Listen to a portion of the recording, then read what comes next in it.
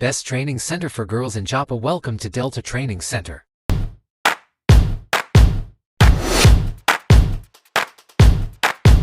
Army भर्तीको तयारी गर्न चाहिरहेका बहिनीहरूको लागि एउटा खुसीको खबर रहेको छ र अभिभावकहरूको लागि पनि एउटा खुसीको खबर रहेको छ कि धेरैजना परिवारहरू चाहिँ अब आफ्नो छोरीहरूलाई चाहिँ छोरी भनेको घरको इज्जत हुन्छ, त्यस कारणले गर्दाखेरि ट्रेनिङ सेन्टरसम्म पठाउन उहाँहरू अलिकति अप्ठ्यारो मान्नुहुन्थ्यो कि के ला अभि उहाँ त केटाहरू हुन्छन्, कसरी हेर्ला, कसरी बस्ने, कसरी बस्छन्, कसरी ट्रेनिङ गर्ने भन्ने जुन समस्या थियो है, यो समस्यालाई हामीले समाधान गरेर अहिले झापामा बहिनीहरूको लागि मात्र, नानीहरूको लागि मात्र, छोरीहरूको लागि मात्र ट्रेनिङ सेन्टरको स्थापना गरेको छु र ट्रेनिङ चाहिँ नानीहरूको लागि मात्र, बहिनीहरूको लागि मात्र हुने व्यवस्था गरेको छ।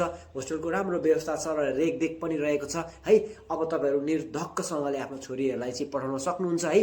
अब कसैले कुदृष्टिले हेर्दैन, कसैले पनि केही हुँदैन। जहाँ चाहिँ ट्रेनिङहरू भनेको चाहिँ छोरीहरूको मात्र हुनेछ, नानीहरूको मात्र हुनेछ है त। अब तपाईँहरू पनि ढुक्क भएर चाहिँ ला मेरो छोरीहरूको भविष्यको निम्ति तपाईँहरूले चाहिँ पठाउनु भएको छ, त्यति टाढा भर्तीको लागि तयारीको लागि त पठाउनु भएको छ।